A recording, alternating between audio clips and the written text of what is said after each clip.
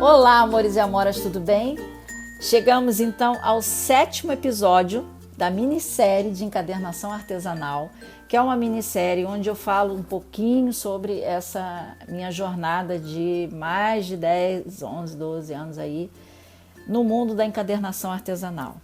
E uma minissérie é um filme, né, sobre um determinado assunto, no caso a encadernação, mas que é mostrado por parte ou episódios, tá? Por isso o nome é série. E eu chamei de mini porque são só 10 episódios, tá? E esse aqui é o 7º, então nossa minissérie acho que acaba domingo agora, né? Tá? Se você perdeu os outros 6 episódios, vai aqui embaixo, que eu deixei um link para playlist de minissérie, tá? Ou seja, se você não viu os 6 episódios anteriores, para esse vídeo, tá? Vai aqui embaixo na descrição, clica no link da playlist e vê os anteriores, tá? São 10 episódios, cada um tem um título diferente, mas eles meio que se misturam entre si porque o assunto é um só, que é a encadernação artesanal, tá? E eu queria também que você se inscrevesse no Telegram, os links estão aqui embaixo na descrição. Você que está chegando agora, nunca tinha visto essa minissérie, vocês que já estão aqui comigo no chat todo dia, né? Então eu queria que vocês se inscrevessem no Telegram, que é importante que vocês se inscrevam lá, tá? Porque é por lá que eu vou passar, dar uma porção de dicas de falar, sabe? Coisas interessantes para quem gosta de encadernação, tá bom? E tem coisas que eu só vou botar lá. Se inscreva também aqui no Estúdio Bridge, no canal do YouTube, ative o sino, me segue no Instagram, me segue no Facebook. Tá tendo uma maratona no momento dessa estreia, tá? Olha a data do vídeo, tá? Se você chegar aqui daqui a um ano, não tem mais. Tá tendo uma maratona de encadernação artesanal, as inscrições estão abertas, o link da maratona de encadernação artesanal tá aqui embaixo, se inscreve. Eu vou dar 4 aulas gratuitas semana que vem. Tá? De 17 a 20 de março, semana que vem, já está chegando, tá? E as inscrições, elas encerram, tá bom? Então, se você não sabia de nada disso, vê aqui embaixo, maratona de encadernação artesanal, clica, segue os passos, tá bom? Aí você recebe, você tem que confirmar tudo, seguir os passos direitinho do site, tá? Porque aí você recebe até a lista de material do livro que eu vou mostrar a fazer. Vou mostrar no vídeo. Ai, já tô até... Ó, gente, eu já tô de cabelo branco, tem que pintar o cabelo. Ai, bom, vamos lá. Quais as melhores técnicas para um iniciante em encadernação artesanal? É claro que eu tenho aqui a minha cola, todo mundo sabe, né? Porque fazer 10 vídeos seguidos, eu tô fazendo vídeo todo dia, tá? Então, o vídeo que vai ao ar agora, que tá indo ao ar agora, eu fiz de manhã ou fiz de tarde, então é uma correria. Então, assim, para quem é iniciante, eu acredito que as melhores técnicas são aquelas mais fáceis. Eu falei isso ontem. Aquelas que fixam os conceitos básicos, né? O aprendizado básico. Lembra do que eu falei no episódio lá de ontem, né? Mas quando eu digo o conceito, quando eu falo às vezes essa palavra, eu não estou só falando do livro, do objeto em si, da coisa ali do livro, não. Eu estou falando, não é só disso, eu estou falando também que a gente tem que interiorizar mesmo, sabe? Para fazer uma boa encadernação. Então, a gente aprende, a encadernação artesanal, ela nos ensina. Porque se você não aprender isso que eu estou falando, que eu vou falar agora, que a encadernação vai te ensinar, você não vai fazer. Quer dizer, vai fazer, mas não vai ficar, não é o efeito que você quer, né? Você quer livros bonitos, né? Você quer livros... de preferência sem defeitos, é isso que a gente quer numa encadernação de qualidade, né? Então vamos lá. Quais são esses conceitos? O conceito da atenção, de você saber o que você está fazendo, né? Desde o momento em que o livro começa a nascer na tua cabeça, porque às vezes você tem uma ideia, a criatividade ela vai brotando, ela vai começar a brotar em você, brotar. A partir do momento que você faz um curso, ou que você começa a estudar, pesquisar, a criatividade vai pipocando aí. Né? Aí aparece assim um livro na tua cabeça, você vai pensar, eu podia fazer um livro assim, aí você daquele livro, você vai passar o teu projeto para o papel, você vai escrever tudo que você imaginou daquele livro, o tamanho do livro, o número de folhas, se as folhas são coloridas, ou não, que cor as folhas são, qual é a cor do livro, se é revestido com papel, se é com tecido, se tem marcador de página, qual é o tipo de costura, quantas folhas ele vai ter, a que se destina o livro, ele é o quê? É um livro para todos ou é um livro para um público específico? Entende? Então você vai colocar, é o seu projeto, você vai botar no papel o projeto do seu livro, tá? Então você tem que ter atenção, porque ali você vai fazer a sua lista de materiais para confeccionar aquele livro.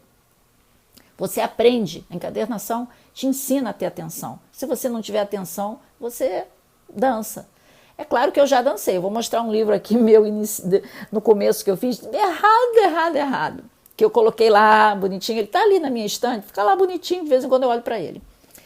Capricho, né? Por quê? Porque seja lá para quem for que você vai dar o livro, ou até para você mesmo, você quer que a pessoa receba um produto de qualidade, então você tem que ter capricho. Então, encadernação artesanal te ensina, né? Dedicação, e aí é que eu incluo estudar, pesquisar, procurar mini cursos, depois que você faz um curso básico, que você aprende a base, né? Aí você procura mini cursos do jeito que eu falei ontem, tá?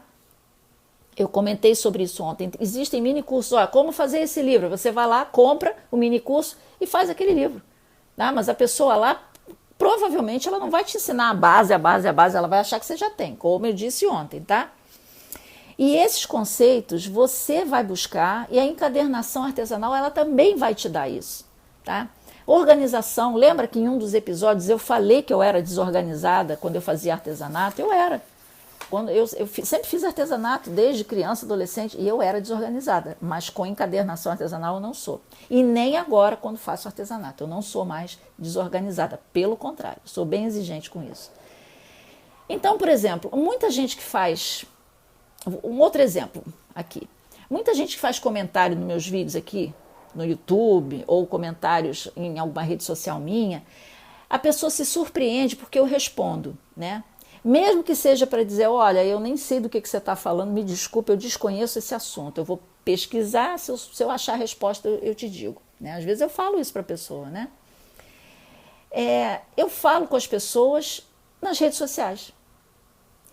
Tem muita gente que não responde, né? Às vezes, já aconteceu comigo de perguntar alguma coisa para alguém numa rede social, assim, alguém que está, assim, como eu, né, na minha posição assim, e a pessoa não responde, né?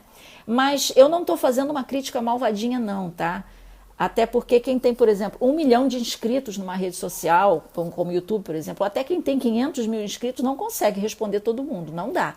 É coisa de doido, a pessoa vai levantar e dormir respondendo pergunta. Não tem como, tá? Então pode ser que um dia eu também não consiga responder todos os comentários, né? Pode ser. Mas neste momento, responder é um diferencial meu. Porque todo mundo que vem aqui, que deixa um comentário, deixa e esquece. Mas aí eu respondo, aí a pessoa pensa assim, caramba, ela responde. Se vocês procurarem aqui por vídeos meus, vai ter gente falando isso e você responde. Sim, eu respondo, pelo menos por enquanto eu respondo, tá? Então, isso é um diferencial, porque a pessoa sabe que qualquer dúvida, assim, de artesanato, lápis de cor, alguma coisa, ela sabe que eu lido com esse tipo de assunto, então ela vem aqui e me pergunta, porque ela sabe que eu vou responder, mesmo que seja para dizer, olha, não domino isso, não sei o que você está falando, tá? E em encadernação, por exemplo, trazendo para cá, um dos meus diferenciais é o embrulho, aquele embrulho, né? Porque eu quero causar o sorriso. Quando a pessoa abre a caixinha lá do correio, ela já tem que sorrir. E ela sorri quando ela vê o meu embrulho. Carimbado, com florzinha, com selo artesanal, com mais não sei o quê. Entendeu? Tem gente que guarda, como o pessoal já falou aqui, que guarda embrulho. Entende? Então isso já é um diferencial, né? E então eu acho que são esses conceitos que o aluno que faz, a pessoa que começa a aprender encadernação artesanal, ela vai pegando, sabe? É a responsabilidade em fazer certo, em entender como faz, em pesquisar, em se aprimorar, tá? E nesse conceito, isso é uma parte do conceito. A outra parte do conceito é realmente meter a mão na massa, é fazer o livro, sabe? E fazer de tudo para que o livro saia bem feito, né? Então a gente começa com uma costura fácil, né? Respondendo lá a pergunta, uma técnica fácil. Por exemplo, eu sempre falo da bendita costura panfleto. Você sabia que a costura panfleto também se chama costura borboleta? Por causa da ondulação, né? Disso assim da agulha. Também já vi gente chamar de costura golfinho lá fora, né? Em termos em inglês, costura golfinho, tá? A própria costura corrente é uma ótima técnica para quem está começando, né? No YouTube tem dessas costuras aí, gente que mostra. Mas como eu disse ontem, no episódio de ontem, episódio 6, num curso você vai aprender mais detalhes sobre essa costura, porque alguns detalhes não são assim tão divulgados, ou a pessoa, sabe? Num curso, a pessoa, ela se comprometeu com você, sabe? Ela entendeu o seguinte, eu tenho que fazer o meu melhor conteúdo, porque aquela pessoa, ela valoriza tanto o meu trabalho que ela me paga para saber o que eu sei, compreende? Então ela vai se esforçar ao máximo para te ensinar, tá? E para que a sua costura vire um belo livro, mesmo sendo uma costura corrente, que para mim é uma costura linda. Bom, voltando ao título desse episódio, eu falei para vocês que cada vez agora está afunilando para o término da nossa minissérie, então esse vídeo está mais curto, a gente agora está com cerca de 12 minutos. Voltando ao título desse episódio, quais as melhores técnicas para um iniciante? Eu vou dizer algumas e vou mostrar algumas também aqui, mais ou menos pela ordem, tá? Não é seguidinho não, é mais ou menos pela ordem. Melhores técnicas para quem está começando agora.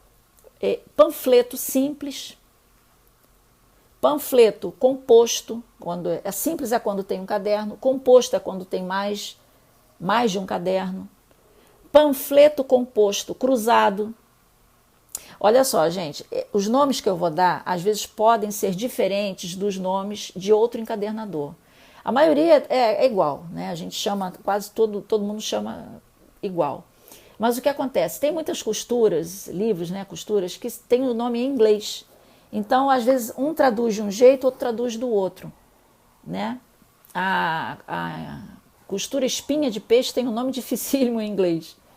Então, cada um fala de um jeito, mas a costura é a mesma. E, às vezes, a costura ela tem também pequenas diferenças, como a copta, por exemplo. Tem algumas formas de fazer a copta.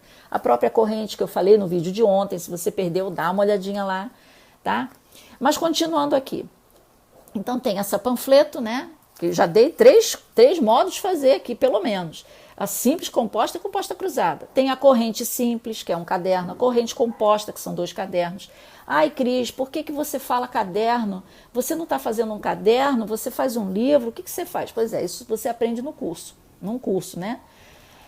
Tem a costura corrente, eu já mostrei para vocês, nem vou mostrar livro com costura corrente, até porque aqui tem, um deles, um ou dois tem costura corrente aqui. Eu não sei porque eu fico olhando, tá espelhado, né? Essas costuras aqui, tirando a costura corrente, que eu acho que é essa, as outras são um pouquinho mais complicadinhas, né? Parecem fáceis, mas são um tantinho, tem uns quês aí, né?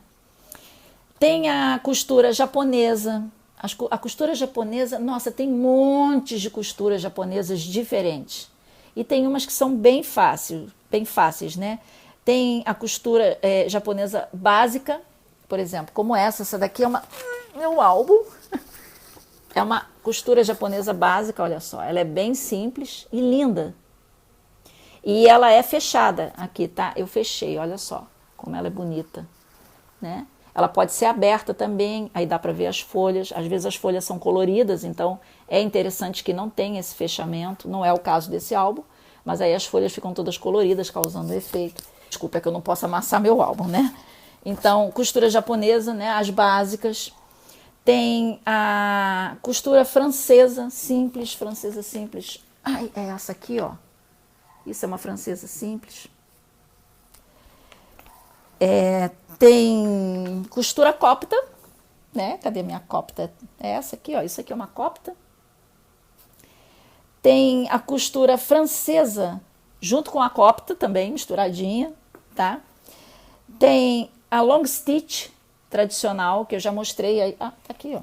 Tem um livro aqui, ó. Isso é um long stitch tradicional, tá? Tem long stitch cruzado também, tradicional cruzado. Tem também essa daqui, olha, isso aqui não é uma encadernação nível fácil, não é difícil, mas ela não é nível fácil não. Essa aqui é uma encadernação tradicionalíssima, ela é lombada redonda, fechada, tá aqui, ó. E essa daqui, esse livro aqui, bem bonito também, ele é uma encadernação lombada quadrada, fechada também, tá? Então, esses dois livros, por exemplo, esse pequenininho e inocente, né? Mas esse aqui, ele é um pouquinho mais difícil de ser feito do que todos esses que eu já falei aqui.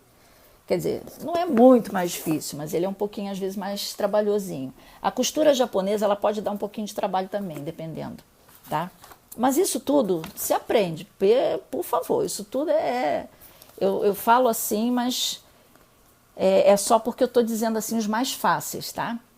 Então, dentro desses mais fáceis, tinha um monte de outros aqui que agora é que eu não tenho aqui, porque eu vendi, eu mudei, às vezes a gente vai mudando, sabe? Às vezes a gente está numa fase que gosta de fazer livros assim, depois costuras assim, então eu estou numa outra fase, por isso eu não tenho às vezes nem livro para mostrar. Você pode fazer pequenos álbuns, por exemplo. Tem uns álbuns que eles não são nem costurados, eles são no estilo de você dobrar. Você dobra, puff, fica aquele álbum, tá? Que nem aquele casadinho que eu falei naquele outro episódio, lembra? Eu não sei mais qual é o episódio do casadinho, porque agora minha cabeça já enlouqueceu, tá quase enlouquecida. Mas tem um episódio que eu falo do casadinho, aquele álbum casadinho, aquele é um mini álbum, né? Ele vai abrindo, então aquilo é só um sistema de dobras e cola, dobra e cola, né? Encadernado, tá? Então tem montes desses mini álbuns que viram grandes, você pode fazer pequeno, você pode fazer grande, isso também é encadernação. Você pode fazer bloco com folhas descartáveis, mas não é um bloco furreca, sabe? Assim, olha, fica falar furreca. Não é um bloquinho, é um bloco encadernado, um bloco bonito, com capa bonita, né? Você pode fazer para empresas, por exemplo, para escolas, né? Você pode fazer então com folha destacável, perdão. Você pode fazer bloco com folha picotada também, tá? Então o leque do que você pode fazer é enorme, tá? Então vamos supor assim. A nossa pergunta de hoje é para um iniciante, quais são as técnicas para um iniciante? Eu diria que você tem um leque mais ou menos assim, bem legal para você escolher e para você aprender esse leque todo, sabe? Aprender, treinar muito esse leque para você ficar fera nesse leque aqui das costuras mais fáceis. Porque se você ficar fera nessas costuras mais fáceis, você já pode expandir o seu leque, ó. O seu leque vai abrindo para as outras costuras, com um nível de dificuldade maior, entende? Então, assim, não desista nunca, não pense que encadernação, eu já falei num episódio, que encadernação, não é para mim, é para você sim, se você gosta, se você se interessa, é porque tá? Então, não desista, continue, sabe? Vou mostrar para vocês o meu livro muito errado, gente, já ia esquecendo, olha isso aqui não ligue, tá? Porque depois de 12 anos, o elástico já acabou, né? Eu nem vou trocar. Esse livro foi um dos primeiros que eu fiz. Acho que ele foi o segundo ou terceiro que eu fiz. O que você acha dele? Parece legal, né? Mas ele não tá legal. Ele tá cheio de defeitos, lotado de defeitos, tá? Aqui, olha, eu botei cabeceado aqui, não botei cabeceado aqui, esqueci. As folhas, elas não estão niveladas, elas estão tortas. A capa está torta, a lombada ela é maior do que o miolo, muito maior do que o miolo, eu medi errado. Tudo isso, então, esse livro aqui, claro que eu não vou vender, eu não vou dar um livro errado, né? Ele fica ali na minha prateleira, eu olho para ele está cheio de anotações de encadernação, é um tesouro aqui dentro, ele está cheio porque eu anotava tudo, é aquela história, né? Eu vou anotando, sabe? Eu vou anotando as minhas experiências também, fazia assim, às vezes eu fazia projetos, colocava aqui também, então está cheio de projeto aqui também, tá? E uma coisa que eu quero falar sobre os erros, quando a gente começa a encadernação, e às vezes também eu não vou dizer que eu não cometa erro, eu cometo erro também, mas na hora eu sei que, não é assim, né? Eu vou falar para vocês uma frase que um professor de matemática meu dizia lá na engenharia. era um professor de cálculo, e ele falava o seguinte: economia é a base da porcaria.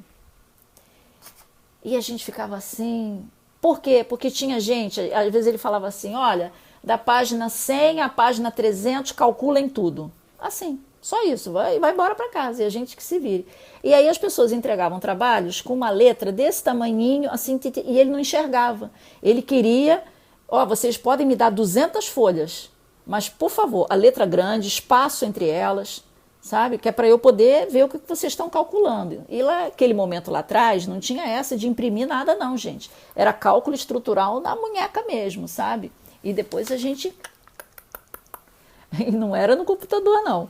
Então, o que acontecia? Ele falava isso, economia é a base da porcaria. Ele olhava, tinha momentos, ele dava cálculo 1, 2, 3 e 4, para sorte nossa, né? Ele era um ótimo professor.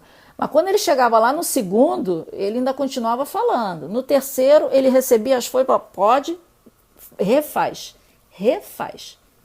Entende? Porque ele não conseguia ler. É a mesma coisa em encadernação artesanal.